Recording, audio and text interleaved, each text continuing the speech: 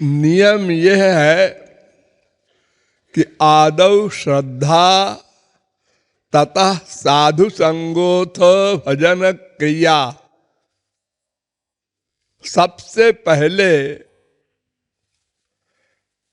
किसी भी मनुष्य में श्रद्धा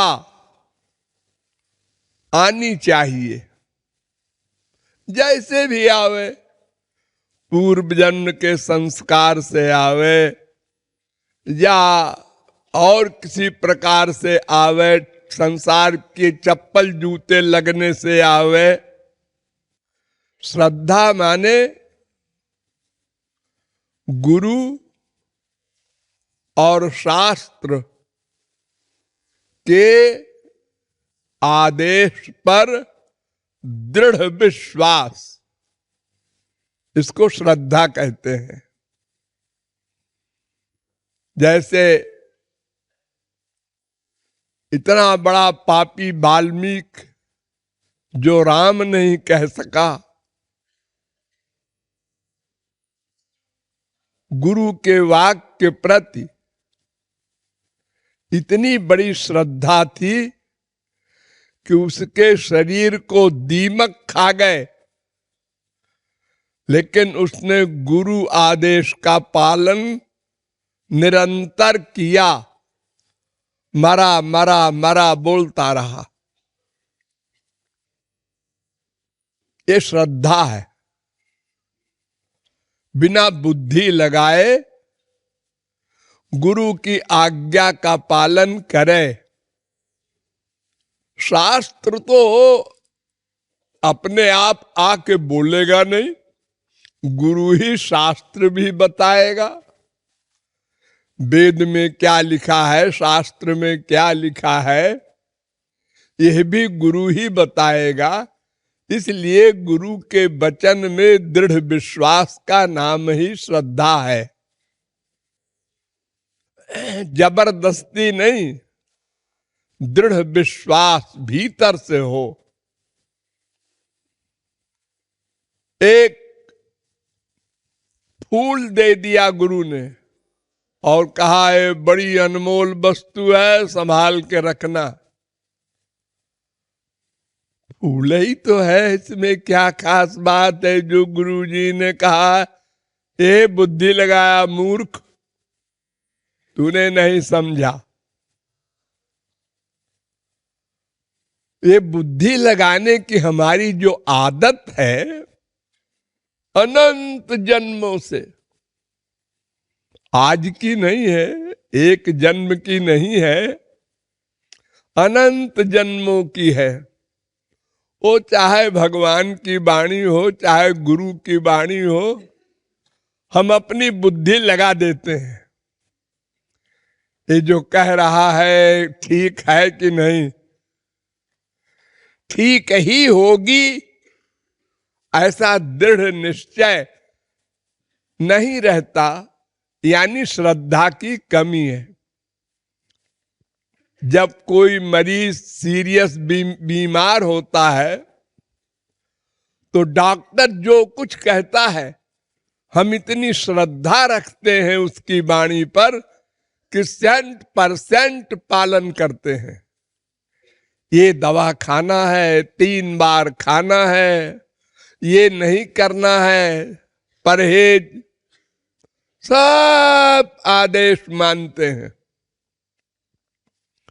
कोई भाषा पढ़ते हैं, इंग्लिश भाषा है, इसमें तमाम साइलेंट होता है, हम चुपचाप मान लेते हैं, जरा भी बुद्धि नहीं लगाते कि हमारी हिंदी में, हमारी संस्कृत में तो ऐसा नहीं होता।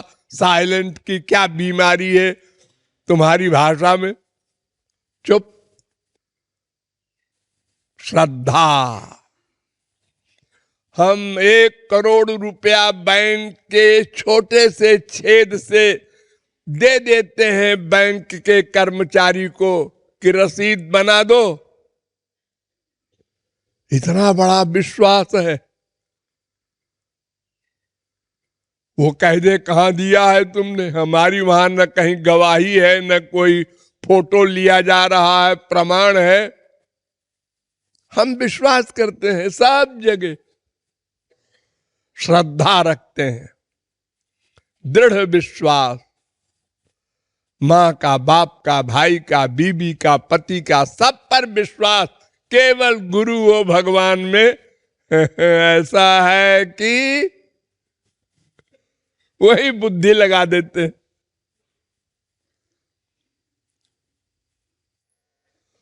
तो बुद्धि न लगाना, बस यही शरणागति है, यही श्रद्धा है। इसी को दृढ़ विश्वास कहते हैं। जहां बुद्धि न लगाई जाए, 100% मान लिया जाए, बस समझो वही शरणागत है। ये भोलापन जो होता है छोटे बच्चे में, ये देखो भूत है, ये हवा है, खा लेगा, अच्छा डर गया बच्चा। ऐसा दृढ़ विश्वास हो गुरु वाणी पर, फिर भगवत प्राप्ति में देर नहीं।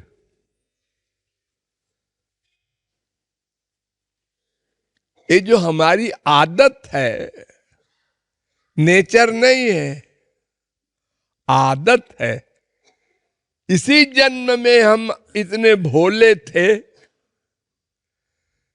कि हमारी मम्मी ने एक दिन हमसे कहा, ए पप्पू, पड़ोसिन अभी आएगी तो उससे कह देना मम्मी घर में नहीं है।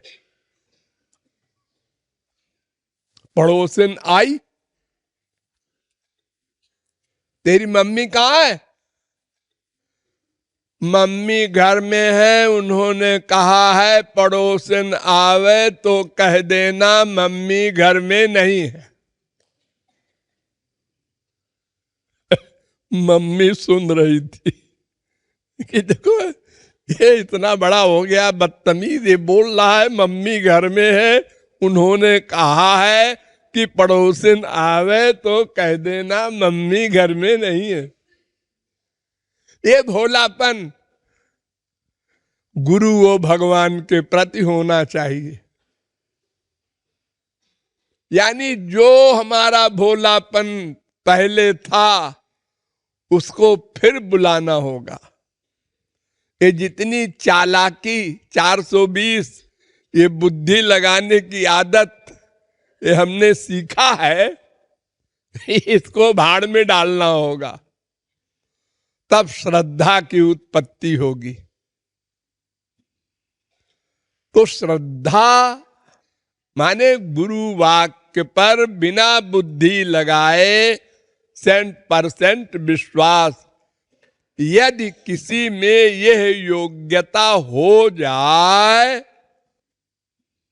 तो वो गुरु के पास जाए, महापुरुष के पास जाए, तो संग करेगा। सत संग, सत असली हो, फिर संग असली हो। संग माने मन बुद्धि का सरेंडर। श्रद्धा होगी जब तो मन बुद्धि का सरेंडर करेगा, शरणागत होगा।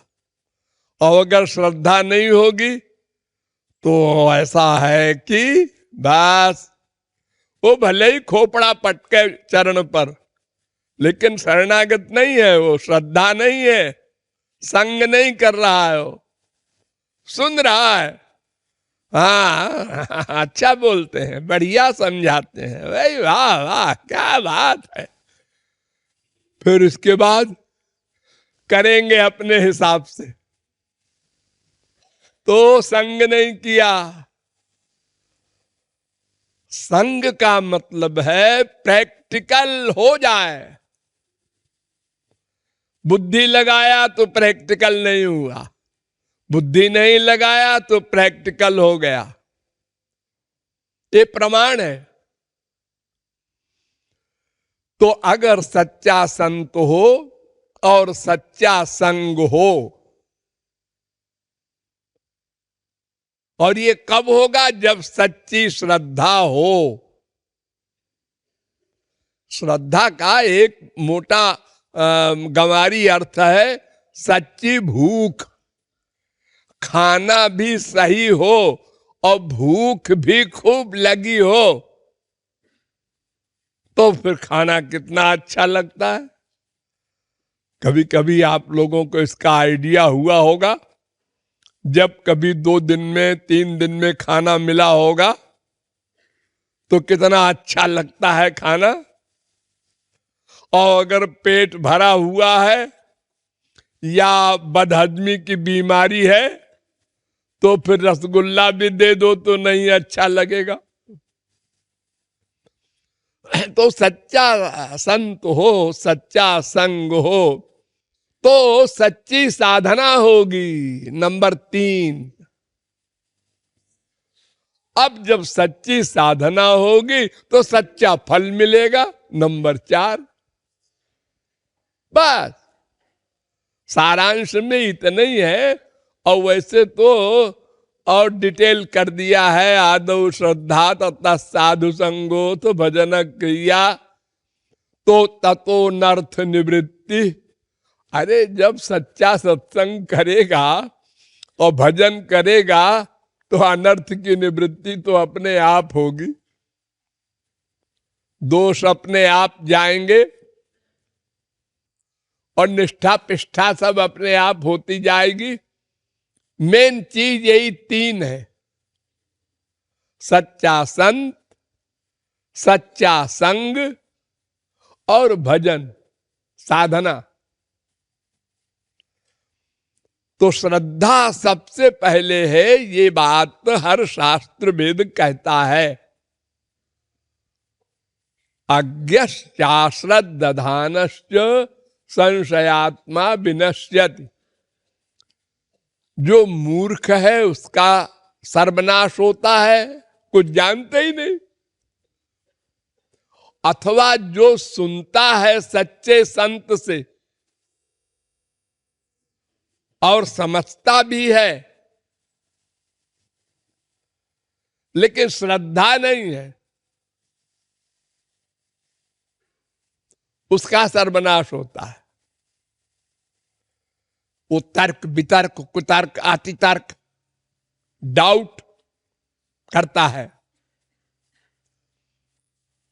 तो श्रद्धा परमावश्यक है। इसीलिए वेद मंत्र कहता है श्रद्धत्स्व तात श्रद्धत्स्व। अरे मनुष्यों श्रद्धा करो, श्रद्धा पैदा करो, गुरु वाक्य पर पूर्ण विश्वास करो। पहले ही अनुभव नहीं होगा, अजी पहले अनुभव कराओ तो हम विश्वास करें। पहले अनुभव कराओ, पहले डिग्री मिल जाए उसके बाद पढ़ाई शुरू करेंगे। पहले फल मिल जाए फिर बीज डालेंगे खेत में। संसार में ऐसा कहीं हुआ? बस भगवान के एरिया में इम्पॉसिबल बात आप करना चाहते हैं। तो ये नियम है जो मैंने बताया, ये सब शास्त्रों वेदों में है। लेकिन वेद व्यास ने एक और नियम का अपवाद बताया कि सताम प्रसंगान मम वीर्य संविदो भवन्ति हृत कर्ण रसायना कथा तज्जोषणादा स्वपवर्ग वर्त्मनि श्रद्धा।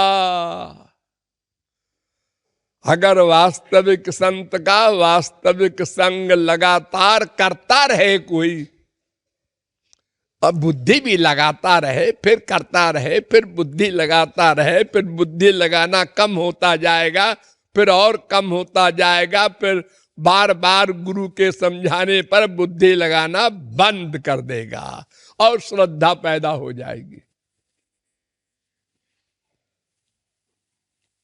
अरे बुद्धि लगाता है इसीलिए ना कि वो ये नहीं जानता कि बुद्धि लगाने से सर्वनाश हो जाएगा। और हम संसार में भी सब जगह बुद्धि नहीं लगाते।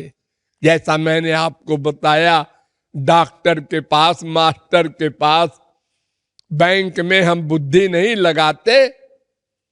तो ये बात जब गुरु समझाएगा कि देखो ये तो ईश्वरीय विषय है, वहां तो बड़े बड़े योगियों की बुद्धि भी नहीं जा सकती, वहां तुम बुद्धि क्यों लगाते हो? 100% मानकर चलो। तो ये बात समझ में जब आ जाएगी बार बार सुनने समझने से, तो श्रद्धा पैदा हो जाएगी। हाँ, इधर बुद्धि नहीं लगाना और इधर लगाना है। इधर माइक क्षेत्र में, जैसे यहां हमको लोग ठगते हैं ना, हमारी माँ, हमारा बाप, हमारी भाई, हमारी बीवी, हमारा सब संसार वाले हमको ठगते हैं। हम तुमसे प्यार करते हैं, हम तुम्हारा सुख चाहते हैं, और हम बेवकूफ बन जाते हैं। हम तुम्हारे बिना जी नहीं सकते और हम बेवकूफ बन जाते हैं। तो यहां बुद्धि लगाओ। बहुत झुक रहा है, हाँ, बहुत बड़ा कोई मतलब है इसका, इसलिए बहुत झुक रहा है। जितना बड़ा स्वार्थ होगा हमारा किसी से, उतने हम झुक जाएंगे उसके आगे। बस ये फार्मूला याद रखो। किसी ने ऐसे किया नमस्ते, इसका मामूली मतलब है, ज्यादा नहीं है। दोनों हाथ जोड़ा, ज्यादा मतलब है। और पास में आया और पैर छू रहा है, हाँ, कोई बात ज्यादा है इसका, होशियार रहो इससे। ये बहुत बड़े स्वार्थ को लेकर हमको ठगना चाहता है, और हम लोग इसका उल्टा समझते हैं, बड़ा भला आदमी है ये। अरे भला नहीं है, बड़ा 420 है वो। वो धूर्त है। वरना कोई किसी को आगे किसी के सर झुकावे? अपढ़ गंवार, घोर मूर्ख गांव का किसान आग तापते हैं आजकल, बैठकर 5, 6, 8 आदमी और बातें करते हैं। एक गवर्नमेंट, ये सरकार कितनी मूर्ख है। क्यों भाई? हाँ हाँ, अरे 1-1 करोड़ के नोट छाप दे, खूब पैसा हो जाए देश में। इतनी बुद्धि नहीं आती है, बड़े बड़े प्राइम मिनिस्टर, प्रेसिडेंट बने, खूब नोट छाप दे, 1-1 करोड़ के, 1-1 अरब के, सब अरबपति हो जाए। ये नॉलेज है जिसको, वो भी गलती निकाल रहा है।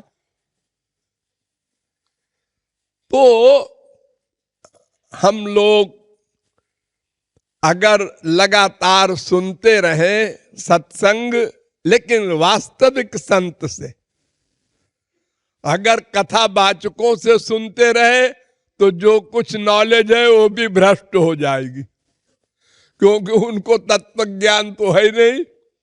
वो कभी कुछ बोलेंगे, कभी कुछ बोलेंगे। तो वास्तविक संत के सत्संग से कुछ देर में सही, बिना श्रद्धा के भी श्रद्धा उत्पन्न हो जाती है, और जब उत्पन्न हो गई तो गाड़ी चल गई आगे। जैसे कोई कार फेल हो जाती है, उसका इंजन गड़बड़ हो गया, तो ड्राइवर कहता है भैया जरा धक्का दे दो। जब 4-6 आदमी ने धक्का दिया तो उसने जब चलाया, आ जा तू भी बैठ जा। तो उसी प्रकार पहले बेमनी से सही सत्संग करे वास्तविक संत का, तो करते करते श्रद्धा पैदा हो जाएगी। निराशा नहीं लानी चाहिए, ये भावार्थ है।